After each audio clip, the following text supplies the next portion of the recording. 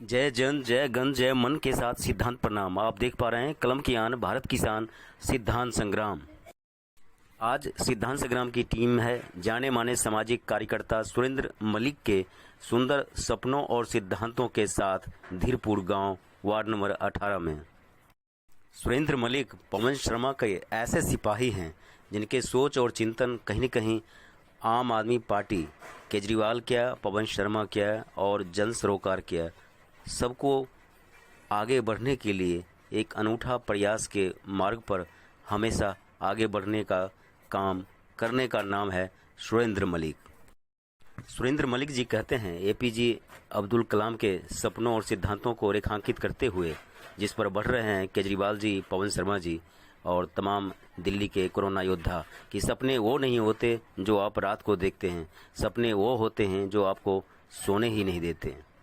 और यह सच भी है कि शिक्षा क्रांति बहुत ही निहायत ज़रूरत है देश के लिए, दिल्ली के लिए, विश्व के लिए, क्योंकि शिक्षा ही एक ऐसा ब्रह्मास्त्र है, एक ऐसा शस्त्र है, एक ऐसा अस्त्र है जिसके माध्यम से आत्मनिर्भर दिल्ली, आत्मनिर्भर भारत और आत्मनिर्भर विश्व बनाया जा सकता है। और उसी मार्ग पर निकल पड़े हैं खुली सड़क पर अपना सीना ताने सुरेंद्र मलिक और तमाम कोरोना योद्धा। नमस्कार जी।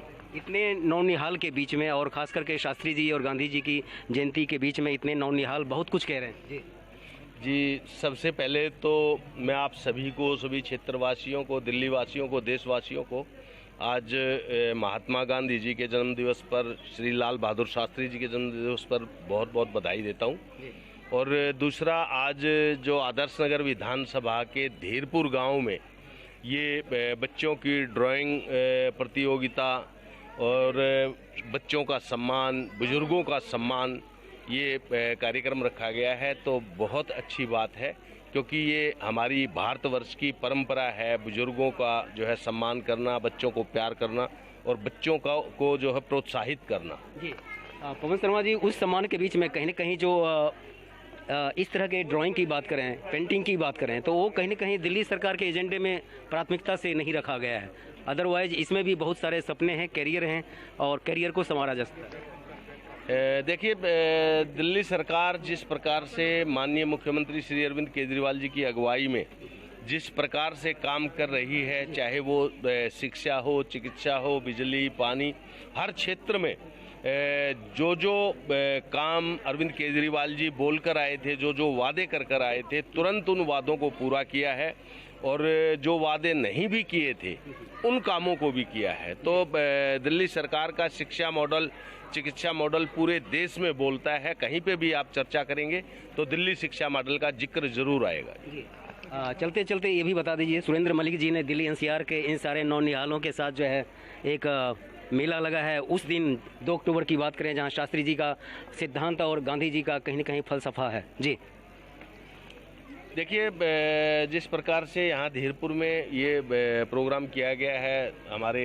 साथी हैं सुरेंद्र मलिक जी, अजय गुप्ता जी, प्रीति राजपूत जी, नरेश गर्ग जी, प्रमोद बंटी भाई हमारे यहाँ के, रामोतार जी, तो बहुत सारे साथी हैं हमारे जो लगे रहते हैं। विपिन गुप्ता हैं विधानसभा अध्यक्ष।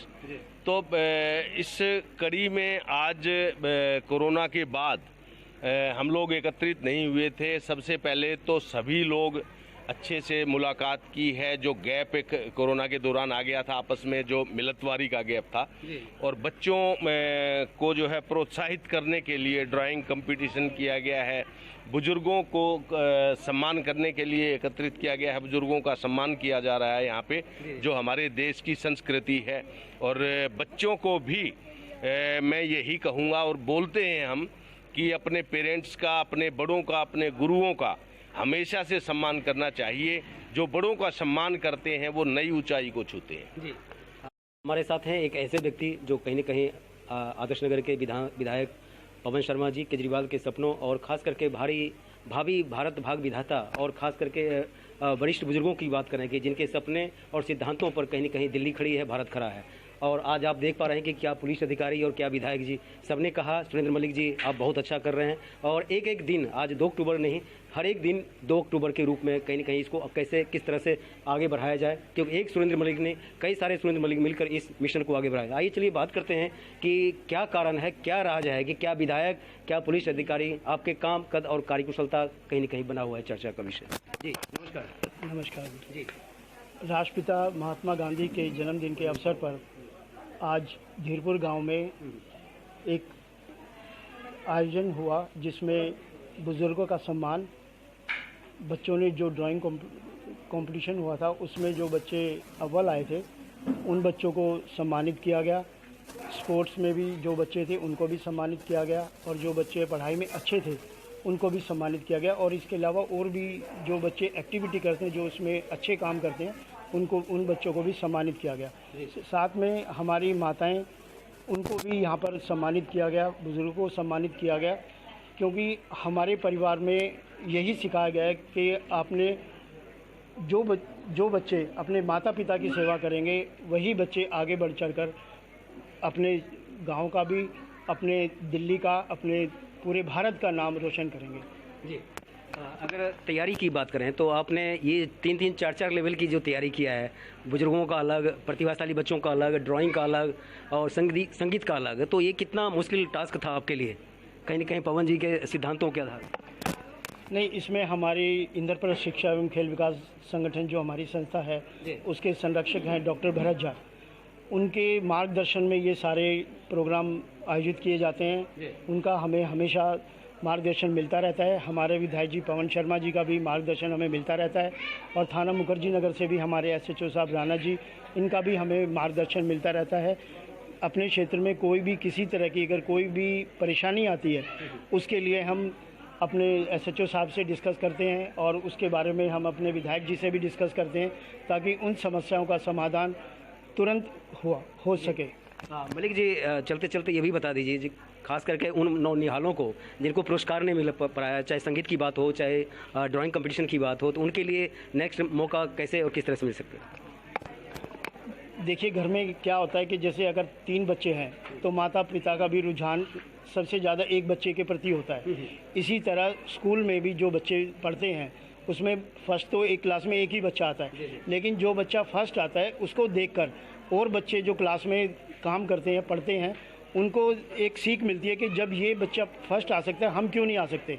और ये जो बच्चों को सम्मानित किया जाता है वो इसीलिए किया जाता है, उनको देखकर और भी जो बच्चे हैं उनको भी मन में लालसा हो कि भी जब इसको इनाम मिल सकता है तो हमें क्यों नहीं मिल सकता।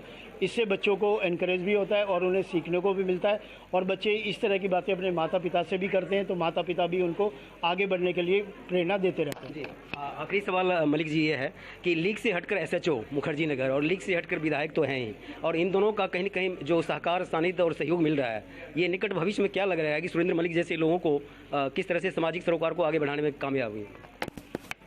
देखिए, क्षेत्र के अंदर आदर्श नगर विधानसभा हमारा जो क्षेत्र है, इसमें हमारे विधायक जी हमारे प्रिय नेता हैं, जो कोई भी समस्या अगर किसी भी समय होती है, अगर रात के 12 बजे भी हम इन्हें फ़ोन करते हैं तो ये तुरंत उस स्थान पर पहुंचते हैं और उस समस्या को इमीडिएटली हल करते हैं।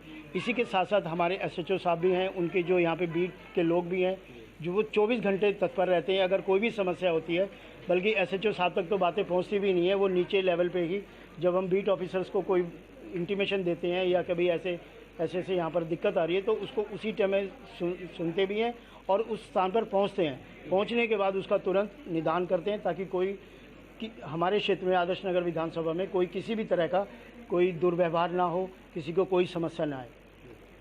जैसे कुछ लीग से हटकर जो SHO हैं वो कुछ न कुछ ऐसा करते हैं कि लोगों का विश्वास और भरोसा पुलिस पे बढ़ता है। ये पुराने ज़माने का मैटर नहीं है कि पुलिस में और पब्लिक में गैप हुआ करता था। अब हर प्रोग्राम में पब्लिक और पुलिस का इंटरेक्शन होता है, बढ़ चढ़ के लोग हिस्सा लेते हैं, कोई किसी तरह कोई गैप नहीं है, सब मिलजुल कर काम करते हैं और एक अच्छी पहल है, ये इस इलाके की पहल है ये और हम इनका स्वागत करते हैं। आगे भी इस तरह के प्रोग्राम होते रहने चाहिए। धन्यवाद। मैं बुराड़ी से। जी आज आपको जो है सम्मानित किया गया है। हाँ जी, आपके साथ विधायक जी भी साथ हाँ में। जी जी कैसा महसूस कर रही हैं? बहुत ही अच्छा। एक्चुअली मतलब कि हमें ऐसा मौका मिलना चाहिए, अपॉर्चुनिटी मिलनी चाहिए हर बच्चे को कि हाँ हमें भी रिस्पेक्ट मिले, हमें भी ये मौका मिले कि हम आगे बढ़ें। जी हाँ, ये बच्ची बिल्कुल इसके चेहरे साफ स्पष्ट बता रहे हैं कि विधायक पवन शर्मा सही चल रहे हैं, केजरीवाल सही चल रहे हैं। एक और बच्ची से बात करते हैं। जी नमस्कार जी, क्या नाम है आपका? अनमोल प्रीत कौर। अनमोल प्रीति कौर, वाह क्या बात है, आपको भी सम्मानित किया गया है। कुछ में क्या है? IAS बनना है। वाह, देख रहे हैं इसमें एक हमारी छोटी सी कली, छोटी सी पड़ी, लेकिन सपने ऐसे जिससे कहीं न कहीं भारत भाग विधाता का जो है असली जिम्मेदारी वाला जो पारी है वो कहीं न कहीं निभाने के लिए बच्ची तैयार है। जागो भारत भाग विधाता। तो और लगता है कि और कुछ अच्छा करना है, अब जो मिला और इसको और बेहतर करेगी।